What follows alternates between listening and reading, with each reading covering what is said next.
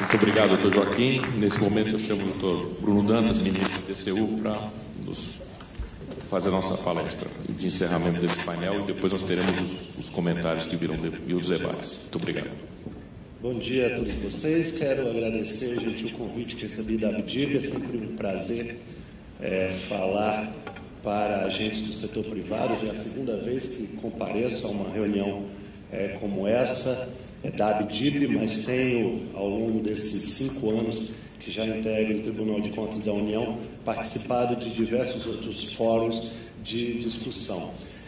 Fiquei muito satisfeito com o tema que me foi atribuído com a mesa em que fui colocado, falar sobre segurança jurídica, regulação e infraestrutura. É sempre algo muito desafiador, e quando nós falamos do papel do Tribunal de Contas da União nessa salada, certamente colocamos aqui alguns ingredientes a mais, e pode sim nos trazer algumas reflexões interessantes. Todos nós sabemos, e aqui vai uma lista que todos sabem de cor, quais são os elementos que precisamos ter para, num ambiente de regulação, termos alguma segurança jurídica. Governança e qualidade regulatória, coordenação e coerência, previsibilidade, planejamento eficiente, transparência, capacidade técnica das agências, também um ambiente de negócios que seja sadio e competitivo e, claro, estabilidade. Eu destaco nessa lista um tópico que considero muito importante, que é o da coordenação e da coerência. Quando chegava aqui hoje mais cedo, cumprimentei o doutor Adalberto Vasconcelos, que é o secretário executivo do PPI, e eu não posso deixar de falar aqui para os senhores da importância que tem sido na articulação entre os órgãos e, sobretudo, no diálogo com os órgãos de controle, com o Tribunal de Contas da União, em particular, do programa de parcerias e investimentos que está situado ali. Felizmente, o atual governo manteve a sua topografia, está ali dentro do gabinete presidencial, dentro do Palácio do Planalto, exatamente porque quem faz esse trabalho de coordenação e coerência precisa estar ali a um andar de quem decide, porque muitas vezes é preciso mandar chamar o ministro do Meio Ambiente, outras vezes é preciso mandar chamar o ministro da Fazenda, outras vezes é preciso mandar chamar o ministro da Infraestrutura, e evidentemente que isso só pode ser feito quando existe uma voz única a reger todos esses esforços. Por isso, eu sempre destaco, tivemos a oportunidade de dizer isso ao presidente Jair Bolsonaro quando fez uma visita ao Tribunal de Contas da União. Nós relatamos a importância do PPI. Felizmente ele manteve, não só o Adalberto, como promoveu o Tarcísio, a ministro da Infraestrutura. Aproveito essa oportunidade para dizer o diálogo, falarei sobre esse ponto especificamente no último slide que trago, mas do diálogo franco, do diálogo aberto e, principalmente, do diálogo leal que temos tido com o Ministério da Infraestrutura. Foi somente por isso que nós conseguimos montar um modelo para a concessão de rodovias, que eu acredito que agora será reproduzido em todas as próximas concessões que serão levadas aí pelo governo ao setor privado, que foi essa que foi aprovada na semana passada pelo plenário do Tribunal da BR-364-365, aqui no trecho Goiás, Minas Gerais. Tivemos algumas discussões muito importantes que já haviam se iniciado por ocasião da aprovação da modelagem da concessão lá da rodovia do Rio Grande do Sul, da RIS. Muitos dos pontos que nós estabelecemos já foram aproveitados nessa BR-364 e agora foram agregados outros pontos. Eu acredito que finalmente temos um modelo quase que definitivo. Claro que existem peculiaridades que precisam ser consideradas em cada em cada trecho, em cada rodovia, mas eu diria que a estrutura central, o núcleo duro dos contratos está estabelecido com o aval do Tribunal de Contas da União. Eu destaco para os senhores, aqui nesse ponto em que se fala de insegurança, incerteza e desconfiança.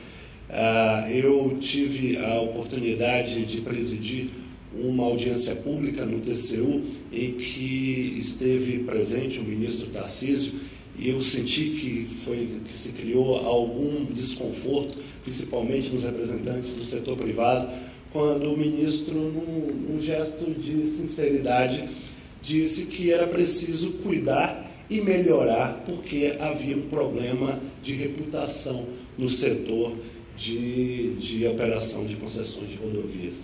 É evidente que ninguém pode generalizar, é evidente que o ministro não pretendeu generalizar, mas somente quem deseja tapar o sol com a peneira pode querer esconder que existe, sim, um problema de reputação, um problema que a Lava Jato tem mostrado, que as fiscalizações do TCU têm mostrado, e é evidente que quando existe um problema de reputação no setor, os nós são apertados, a fiscalização tende a ser ainda mais rigorosa, porque nós sabemos que quando se aperta muito, nós acabamos por encontrar questões que precisam ser, no mínimo, aperfeiçoadas. Por isso, nos processos do TCU, se os senhores tomarem cuidado de verificar o que tem sido decidido nos nossos acórdãos, nós certamente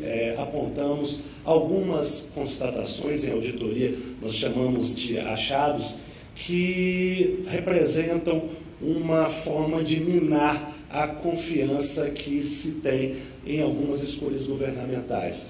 Eu tenho dito, dei uma entrevista no ano passado para a Folha de São Paulo, em que eu dizia exatamente isso. Se vocês forem ver o grau de intervenção, o grau de fiscalização do TCU nas múltiplas agências que existem no Brasil, os senhores concluirão que há níveis variados. E o que justifica, por exemplo, que na ANTT o tribunal seja extremamente rigoroso e na ANEEL não haja aquela fiscalização tão apertada como existe na ANTT e na ANTAC?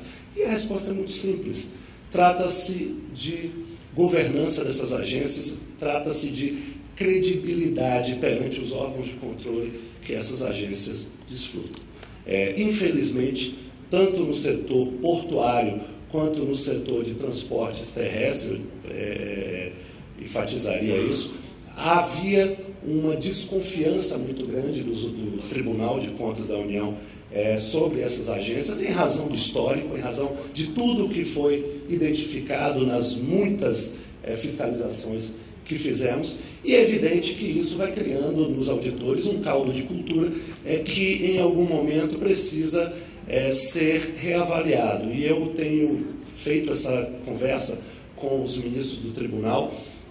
É preciso que nós não cultivemos essa atmosfera de desconfiança, que demos oportunidade para que a agência mostre que melhorou. Eu gosto de citar sempre o exemplo da ANAC.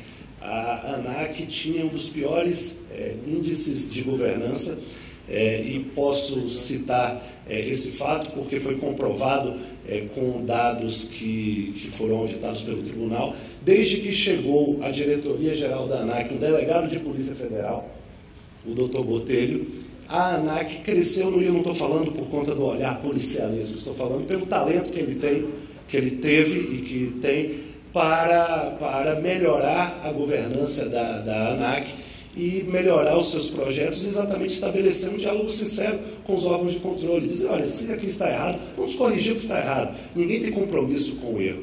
Então, eu digo para os senhores que os acórdãos do tribunal, as decisões do tribunal, podem sim ser uma fonte importante de informação sobre essas questões que dizem respeito às agências reguladoras, que muitas vezes colocam em xeque aquelas escolhas governamentais. É muito comum nós ouvirmos, e o César Borges fala e repete, o Raul Veloso, né, Gustavo, fala e repete do apagão das canetas. Eu tenho uma expressão que significa mais ou menos a mesma coisa. Eu falo de infantilização da gestão pública. É preciso que os órgãos de controle tenham muito cuidado para não se transformarem, em relação aos gestores, aquele pai opressor, que sem o aval do pai, o filho sequer vai ao banheiro.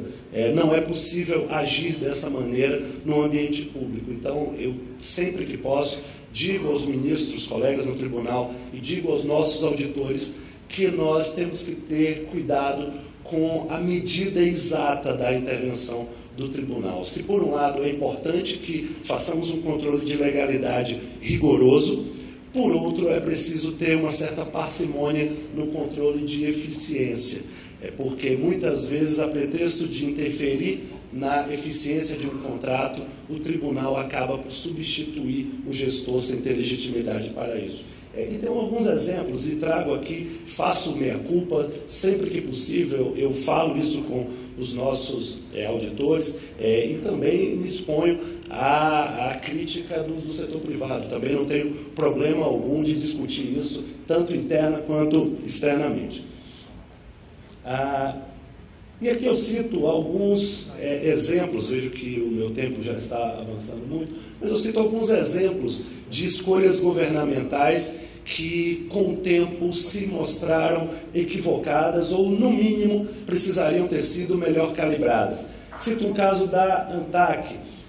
Havia um plano de investimentos que era exatamente a razão utilizada pela agência para a prorrogação antecipada dos contratos de arrendamento no setor portuário. O que o tribunal identificou nesse acordo do ano passado, acordo 2486 do plenário? A ANTAC enviou um quadro em que compara os investimentos previstos e os efetivamente realizados ao longo de 2017, pelas arrendatárias que tiveram contratos prorrogados antecipadamente. Segundo as informações da própria ANTAC, de um total de 2,5 bilhões previstos, apenas 964 milhões foram efetivamente investidos pelas arrendatárias. Observem, senhores, a prorrogação antecipada foi feita a pretexto de se levar a cabo esses investimentos. E o que nós identificamos foi esse quadro aqui. Menos de 40% do valor previsto inicialmente efetivamente foi investido. Mas não para por aí. No caso da RIS, a Rodovia de Integração do Sul, foi feita, com apoio do Tribunal de Contas da União, uma operação da Polícia Federal na operadora da concessão, que por acaso era aquela que havia manifestado o interesse em fazer a modelagem para a nova licitação que aconteceu no ano passado. O que o tribunal identificou nesse acórdão de minha relatoria?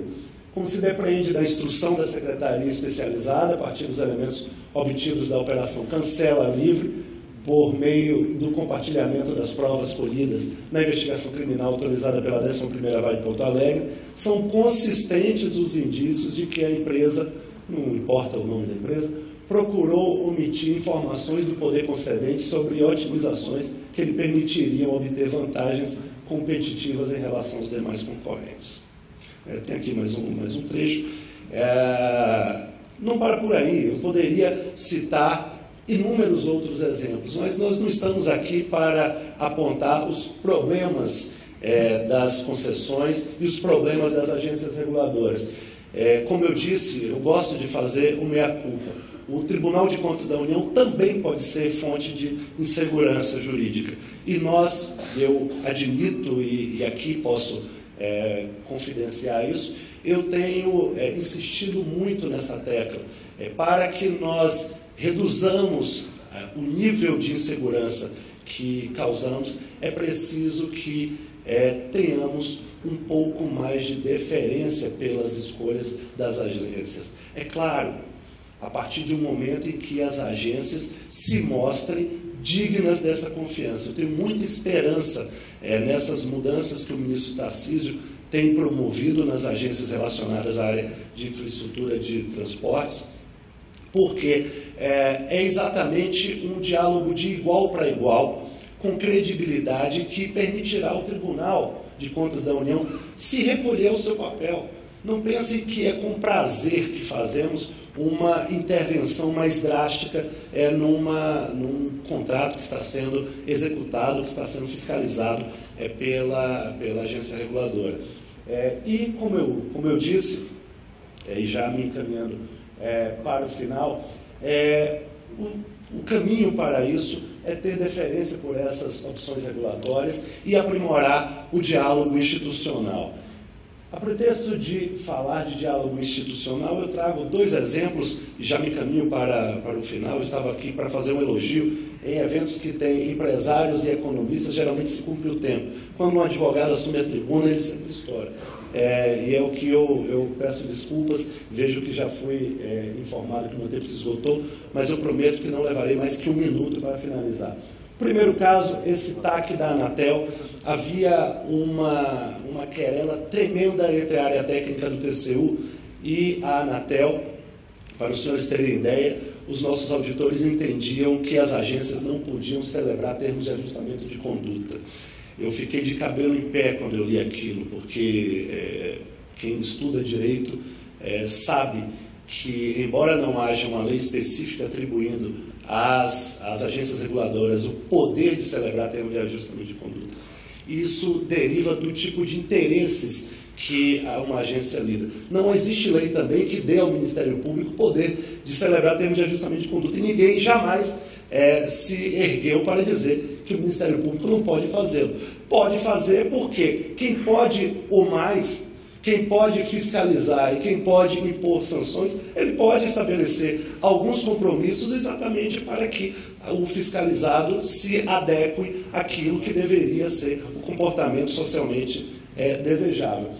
No caso desse TAC da Anatel, depois de termos vencido a premissa, a preliminar, de que a agência podia sim celebrar termos de ajustamento de conduta, aí os nossos auditores foram ainda mais duros. Eles disseram o seguinte, que a Anatel teria que estabelecer, com base em um critério que os auditores identificaram na lei, que era um mix de IDH da região, onde seriam feitos os investimentos. E o plenário do tribunal, seguindo o meu voto, disse que não era nada disso, que a agência tinha, sim, discricionariedade para escolher a lista de cidades que receberiam aqueles investimentos, exatamente porque é a agência que detém as melhores condições de avaliar aqueles critérios da realização, da execução da política pública.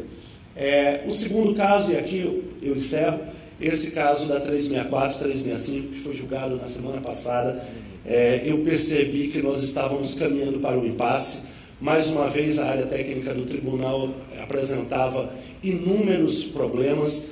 Um deles, exatamente o tema desse painel, nas garantias que a NTT estava a exigir no contrato. Fundamentalmente, o que os técnicos diziam, o que os auditores do tribunal diziam, era que a NTT historicamente não executava as garantias, não tinha um rito pré-estabelecido para executar as garantias em caso de não realização dos investimentos, e aí propunha um rito absolutamente rígido para que o tribunal impusesse à agência uma cláusula contratual com esse rito de execução das garantias. O tribunal afastou essa proposta dos auditores, entendendo que, na realidade, esse não é um problema de contrato, esse é um problema de regulação. Cabe ao tribunal fiscalizar a agência, verificar se a agência está exercendo o seu papel de maneira apropriada. E isso foi feito, senhores, em algo que eu me orgulho muito. Pela primeira vez, o Tribunal de Contas da União realizou uma audiência pública num processo de concessão. Na verdade, foi quase uma audiência de conciliação. Eu convoquei o ministro da Infraestrutura, convoquei os dirigentes da NTT, convoquei também o presidente da ABCR, para falar em nome do setor privado, o Ministério Público de Contas, também que estava sendo muito duro naquela ocasião, estava presente, e nós fizemos uma manhã extraordinária de diálogo, em que foi possível chegar a consensos. O governo cedeu em mais 2 pontos. Eu entendo que o resultado final daquela manhã foi algo extraordinário. Mostrou o presidente José Múcio Monteiro, do meu tribunal, tem repetido muitas vezes que talvez se eu tivesse levado para julgar esse processo da 364, sem ter feito aquela audiência, seria possível um pedido de vista, o processo não chegar ao final, ou mesmo algum ministro, acolhendo as preocupações do Ministério Público e da área técnica, ter apresentado uma proposta mais dura. E em tempos de Lava Jato, não duvidem, a proposta mais dura sempre vence. Por isso, como eu disse, fiquei bastante orgulhoso por ter levado a efeito essa audiência pública e certamente abrir um caminho a mais para o aperfeiçoamento desse diálogo institucional que precisa haver. Muito obrigado e, mais uma vez, estou muito feliz por estar aqui nessa manhã.